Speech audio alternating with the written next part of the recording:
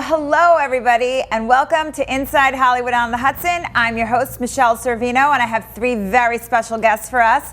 And we have Tom Zanga, we have Bill Sorvino, and we have the good guy. The good guy. John Wiggins. How are you? I'm good. It's great for you guys to be here. I know that you guys have been working really hard on your web series.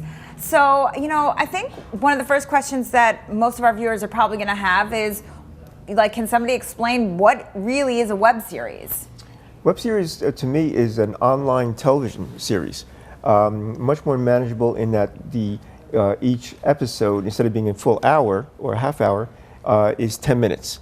So you really pack in a lot of information there, and they're really easily digestible, and they're great for mobile devices, which is where we see the industry going. Awesome. And what made you guys decide to do a web series? I had been doing short films and full TV pilots, but I needed something, again, more manageable. And the industry, like I said, is really going towards more mobile devices. So the 10-minute webisodes were much more manageable for me to write and to shoot from a production standpoint and to fund. Now, Tom, you actually wrote, produced, directed. Anything else? Am I missing it? No, that's it. Okay, so you wrote The Deep State, right? Yeah. Tell us a little bit about The Deep State and, you know, what it was behind, what your thoughts were behind creating it. Sure. It's Deep State is a supernatural, paranormal, political thriller. So if you like the X-Files, conspiracy theories, and Dan Brown type of biblical mysteries, this is a great show for you. I packed all those genres together. And, you know, Deep State 5 years ago was nothing but a conspiracy theory. It's about, you know, they say that there's this black government running the world. Nobody can prove it. And then along comes Donald Trump, gets elected president, and Fox News, and they start using the deep state phrase in their regular vocabulary. And so they really made it a real thing. So I said to myself, okay, I'm going to make it a real thing in a fictional world. And if so, how would the deep state operate? To make it different, to give it a point of difference from a marketing standpoint, I brought in a Bible prophecy angle. I had felt a number of years ago, I've been following Bible prophecy for a number of years, and I said to a friend of mine one day, you know, it seemed like someone was following a script, following the Bible towards Armageddon, because these things were starting to come true, really in a really eerie way. But I didn't know who would be driving that paradigm, you know, who's making it come true. So again, when the deep state became a real thing under the Donald Trump administration, I said, okay, that's my entity. So I brought those two worlds together, and it actually worked quite well. That's awesome. So the deep state, what does that mean to you? Our government, they say, is really nothing more than a figurehead. It's a charade. There's an entity that's really running the whole world. They're looking for the one world government. They don't want, you know, borders. They don't want individual states, and we see that like with in the UK. So if the deep state is running the world, all these governments that we see are really just nothing but figureheads. Do you believe in the deep state? You know, that's the reason I created this show. Chris Carter, when he created the X-Files, he had one half of him that believed in little green men and the other half that didn't. So he created two characters to bring those two worlds together, you know, the believer and the skeptic. And that's what I tried to do here with the deep state. You know, we have the secret operatives of the deep state who are the hardcore believers. And then we're going to have characters who are not. For instance, like Gerald Kepley, who's our lead character, his brother Vance is a total atheist, doesn't believe in any religion or anything like that. Very black and white kind of guy. So I want to show both sides, and that's me, the believer and the skeptic. Certainly. So you casted these two amazing men right here. You know, what drove you to cast Bill Sorvino? I was having a tough time finding a good lead actor. I wanted them all to be from New Jersey because I wanted it to be much more, again, manageable production for me. Sure. I've worked with actors from New York City and everything. It's just, there's a lot of hassles. So, but when I met Bill and I pitched him the show, he right away got that it was a pre-apocalyptic series. And I thought that was fantastic that he was able to recognize that. There's a number of post-apocalyptic shows now.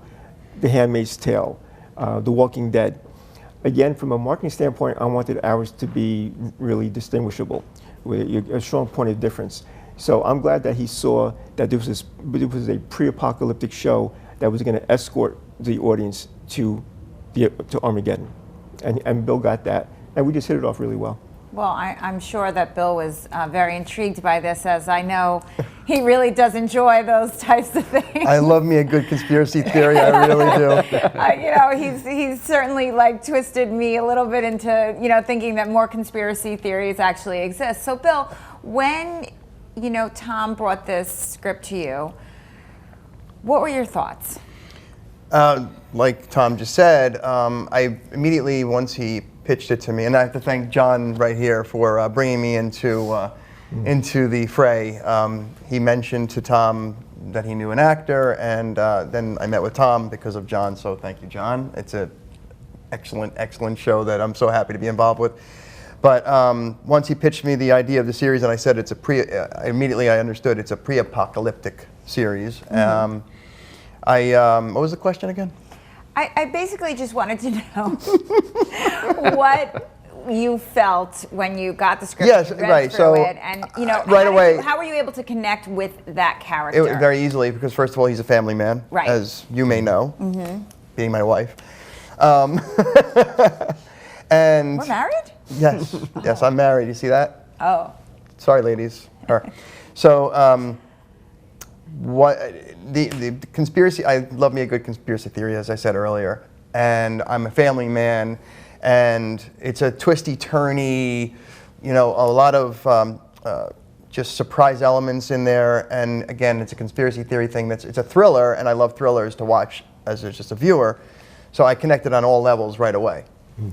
And one compliment that Bill got from a friend of mine who's a screenwriter, she said that she loved Bill because he can be that unassuming family guy, and yet, on a dime he can turn and be that conspiracy guy, the deep state operative that has to be behind the scenes. He can't even show that to his family because they don't even know, the wife and daughter. So Bill does that really well. He plays both those roles. It was fun. It was a lot of fun playing it because on the one hand I'm an operative, and with John, scenes with John and everything, and Greg Chater, who played my brother, I have to play both sides of this fence, and it's just a lot of fun because it involves a lot of nuance in your acting. Well, Bill, I'm going to figure out exactly who you are because we have to take a break. We'll be back after a few moments. Hudson TMA reminds you that a bicycle is considered a vehicle. When you ride a bike, you must obey the rules of the road. Ride single file in the same direction as traffic. Obey traffic signs and signals. Signal your turns and look behind you before you turn. And always stay alert. Voting by mail has never been easier. Just follow these steps to ensure your vote will be counted. Open your envelope. You will find your certificate, return envelope, and official ballot. When casting your ballot, use only a pencil, black, or blue ink, not red. Completely fill in the oval to the right of each selection. When writing in, do not repeat a name printed on the ballot. If torn or damaged, your vote will not be counted. Fold your ballot and place it in the pocket of the certificate before sealing it with the adhesive strip. Do not detach the strip and paper from the certificate. Fill out the required information on the certificate and don't forget to sign. If you are not mailing or delivering your ballot in person, make sure both you and the bearer of the ballot sign your name and address on the certificate and return envelope. After that, just place it in the mailbox and your vote will be counted. For more information, you can visit our website at www.hudsoncountyclerk.org or www.hudsoncountyNJ.org.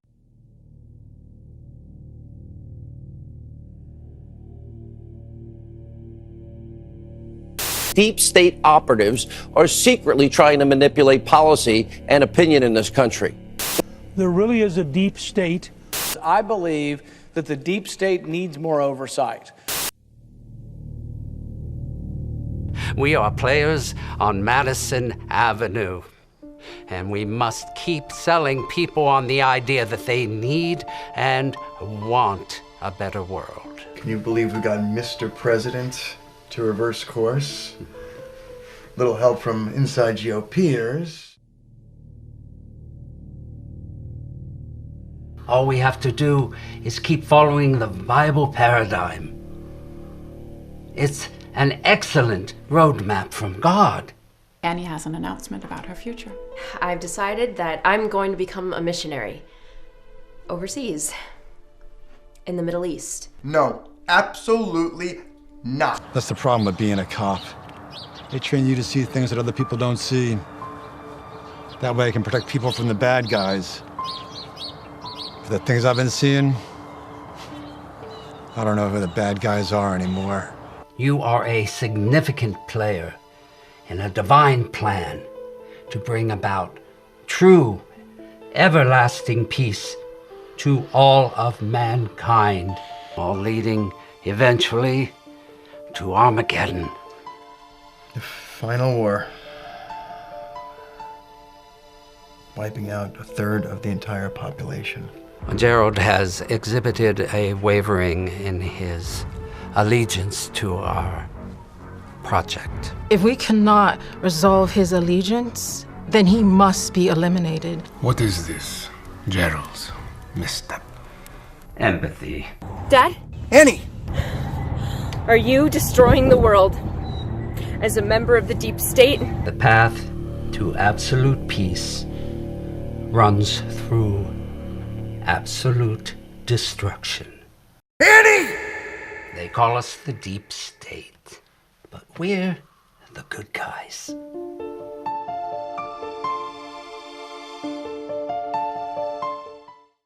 We're back, everybody, and I'm very excited to have John Wiggins speak right now about his good guy, bad guy, deep state. John, tell us a little bit about your character, actually. Well, Alex Turner is, he's not the head of the deep state, but he's in charge of 3 operatives. Okay. Of which Gerald Kepler is one, and there are 2 other operatives who are in various parts of the world. Mm-hmm. And like his operatives, Alex leads a double life. He's married, but no children. But his wife doesn't know what he does for the deep state. He, as a real life person, he has degrees in divinity and Christianity, and so he's very well steeped in Bible studies, which is what attracted him to the operations of the deep state, which the deep state is operating according to biblical prophecies and trying and putting forth efforts to make the prophecies leading up to Armageddon come true. So, and that's what's nice about the show is too. Bill and I were talking. It's really scary because the events, the current events that we're talking about, that we bring up in the show, they're real events. We're not making this stuff up. And I think that's what's really cool about a web series is that you're able to kind of get to it so quickly as what's happening right now, currently in our current events. It's kind of like Law and Order, where they pick stuff from the headlines and they make episodes, you know, maybe a few weeks behind. In a web series, you could do probably quicker than that. But yeah, it's similar to that. And I want to say that working with John, talking about nuance in acting, I mean, this guy, you don't know if he's the good guy, the bad guy. If he is a good guy, if he is a bad guy, you have no idea where he's coming. That actually. Ooh, scary stuff. I was like a little freaked out. He believes he's the good guy, you know. Right. He really believes that he's... And you do really portray that so well. Thank you. You're welcome. I was very impressed bad with your guy. work. Yeah, it was really good. You believe you're the good guy, but the viewer I am the good guy. We're the good guys. We're the good guys. Yeah. John was the first one cast. You know, I and, could see why Yeah. you would have went in that direction. Yeah, I could. And when I told him about the character, I says, you know, Alex Turner has to show that he's in full control. Right. So I didn't want him to be this, you know, raging lunatic. No. Very similar to the Hannibal Lecter character in Silence of the Lambs. Yes. Very composed, very in control. Gravitas. That's what I wanted Gravitas. the Alex That's Turner what this character man to brings, be like. gravitas. Yeah. That's fantastic. So tell me a little bit about the production and making this web series. I mean, you know, you have how many episodes? We have 4 right now. I wrote it. It's a 10-episode season 1. Okay. And I have 3 episodes planned total. Okay. And where did you film this stuff? Again, because of budget, you have to write with locations that you know you can Sure. have. You know, you don't have to pay for. You're trying to cut corners as much as possible without losing that in the production value. You Sure. know? So I wrote a lot of scenes from my house. I wanted the Gerald Kepler character to be this unassuming soccer dad. So in the opening episode, we showed that he's living in the suburbs. So you have this secret operative, the deep state, possibly living right next door to you, you know? Right. And that's what I loved about, you know, writing it for where I live in the suburbs of New Jersey. Well, that's so convenient, right? Yeah. To do it. And I'd like to bring up the casting was phenomenal. You know, we had Alexandra Turnstrom played my wife, who lives in Chatham, coincidentally, played it beautifully and, you know, tough but tender. My daughter was Helen Laser. Scott Schiaffo was homeless Mikey, you know, by the train station. And Greg Chater played my brother. And Elliot Kaufman and Tia Hodge-Jones. Yeah. I always forget how many names she has. But the casting and the acting were brilliant across the board. Well, I must say that I did see the Deep State, and I am, as everybody knows, I'm very tough on criticism, and I have to say I was very impressed. What did you like about it? What did I like Yeah. about it? I think that the pacing was excellent. I felt like it kept you engaged the whole time. And quite honestly, the story really is very interesting. And I think that's what a lot of people are going to be interested in seeing. Great. So for me, I was really impressed with the acting was excellent. And like I said, I think the most important thing, and I think a lot of filmmakers really suffer with pacing.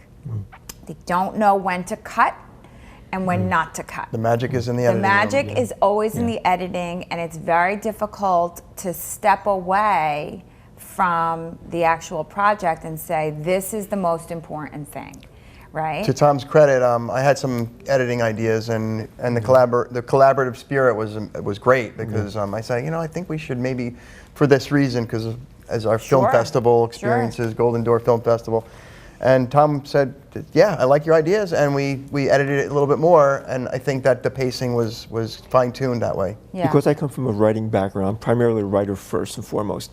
I know I always bring in fresh eyes to read my work. And I did the same thing here, except in the written script, it was the footage. So I brought fresh eyes in, and yeah, it was great. People do say it's a very talky show. However, I wanted to show that the Deep State, this is how they operate. They're very methodical, you know.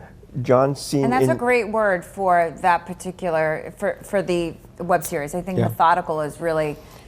This is not, you know, ISIS, you know, they're extremists in their religion, but they do it very publicly. You know, they videotape their beheadings and you know, they're streaming in the streets.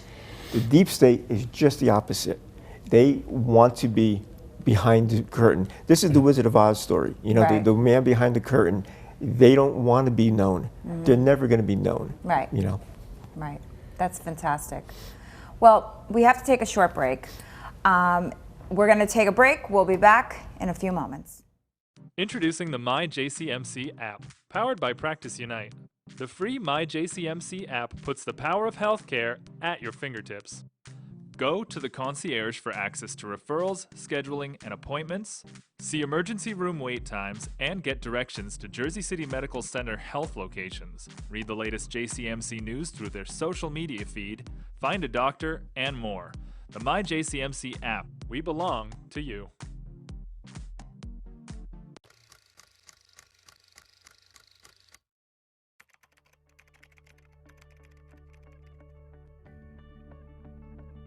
We have to be able to police ourselves because we don't want anybody to tarnish our badge. When internal affairs complaints are not handled properly, the public may believe that most officers commit crimes, when in fact that's not true.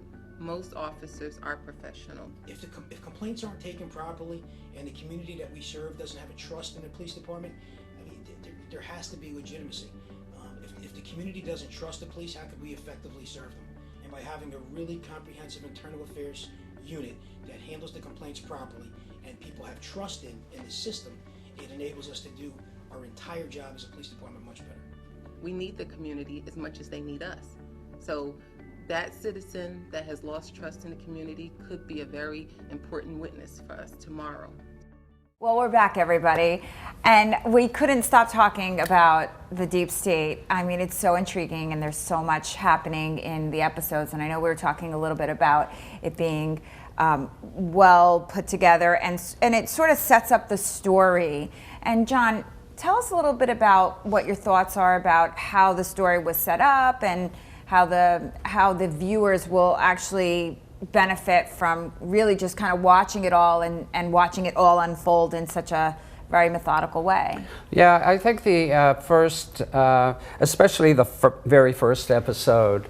That's the hook. Yeah, that's the hook between Alex and Gerald, and it lays out pretty much the roadmap for not only for the rest of the series, but also the thinking of these operatives in the deep state and what they are working towards. It's based, they're working according to biblical prophecy, and Tom many years ago read a book called Late Great Planet Earth by Hal Lindsey. I read that when I was a kid. That kind of picked apart biblical prophecy for the end times and connected it with current events in ways, things that were unfolding, you know. And so the beginning of the first episode of The Deep State does that for the viewers. So they have an idea of what's going on and what's motivating the main characters. And what's providing the conflicts for, especially for Gerald's character. So, yeah. I will say that even though there is, I guess you could say, a lot of dialogue talking in the show, the acting is so compelling, and I'm not talking about even my own. I mean, I could leave that to other people, but the acting is so compelling. You know, John in that first episode with me, I felt like I was really an operative in the deep state with this hovering, you know, guy with gravitas, and you know, I actually felt it. Yeah. And then working with, again, my family members in the second episode with Alexandra and Helen, I felt like I was at my own dinner table, right, because of the way their acting portrayals were so real and great.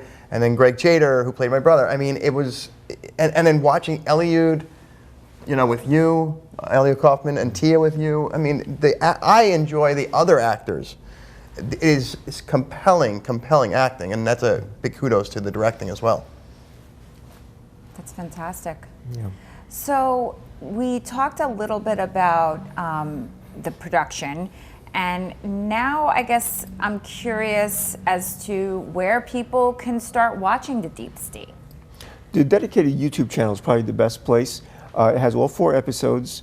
It has a really compelling sizzle reel that we put together that we really enjoy. And I've been taping blogs of myself, vlogs.